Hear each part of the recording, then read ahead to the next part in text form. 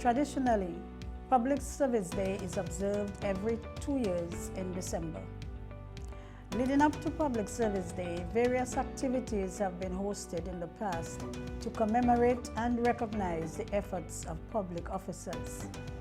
As Minister with responsibility for the public service, I am very grateful for the contribution of every public officer at every level throughout the public service, across the length and breadth of Dominica.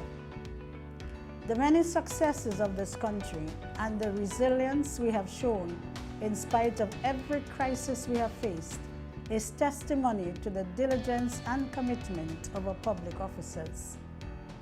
This year, due to COVID-19, we are reducing our in-person activities for Public Service Day and have found innovative ways to highlight the contributions of public officers. I am pleased to introduce a new virtual series, People Behind the Projects, a behind-the-scenes look at some of the outstanding public officers who manage and implement government programs and projects. It is my hope that as we highlight the work of public officers, this will serve as motivation for all to continue to do their best. This series is being coordinated by the staff of the Ministry of Governance and the Government Information Service. A special thank you to everyone who will be involved in this innovative initiative. I thank you. I'm Mrs. Nadia Pinard, Head of the Adult Education Division. I've been working at the Adult Education for over a year.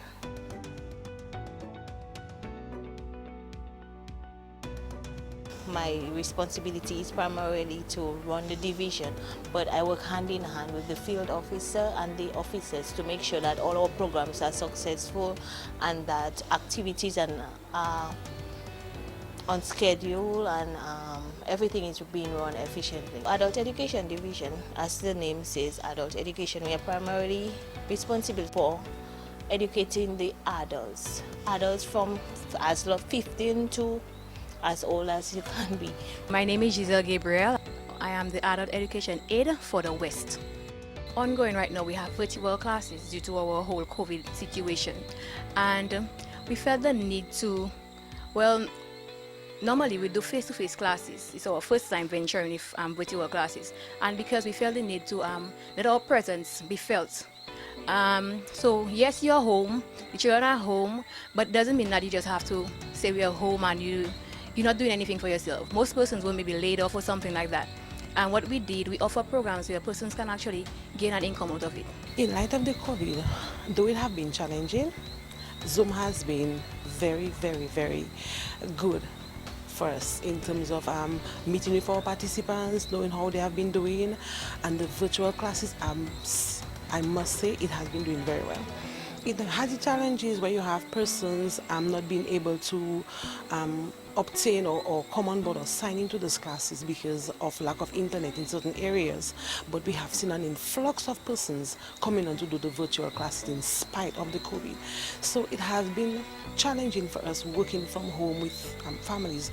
But in terms of Zoom and the virtual classes, I must say people from the Caribbean, even from the United States, took the opportunity to get themselves trained. We have never had classes where we had hundreds of persons in one class at a time, and this was a success for the division. It was challenging where we had some communities have no internet, some officers have no access to internet. That was kind of a challenge where those who were more able, it was a little strenuous for them, but we want to commend those who made the extra efforts to get the classes on stream and learning to use. We don't have high-tech equipment to to film and record the programs. So learning to use all the equipment was something persons, they were not afraid of the challenge. We welcomed the virtual classes and it was quite a learning experience. We had to learn camera work, which is not part of our job.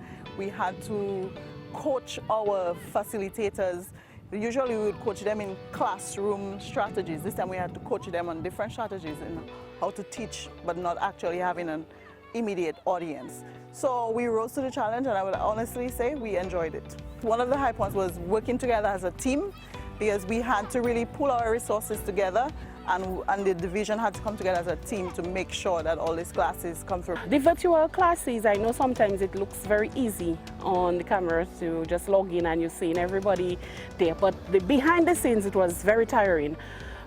We started that program when we were under curfew, so that meant we had the 8 o'clock curfew that we had to deal with. The idea of having a class on the internet meant that we had people from St. Lucia following our class, we had Dominicans from the United States following our class, England following our class, and some people would change their schedule. The people that were in states, they would change their schedule just for them to be home during that time. While it was a challenge to carry the classes live, to record them, to have the Zoom set up, it was our best year ever.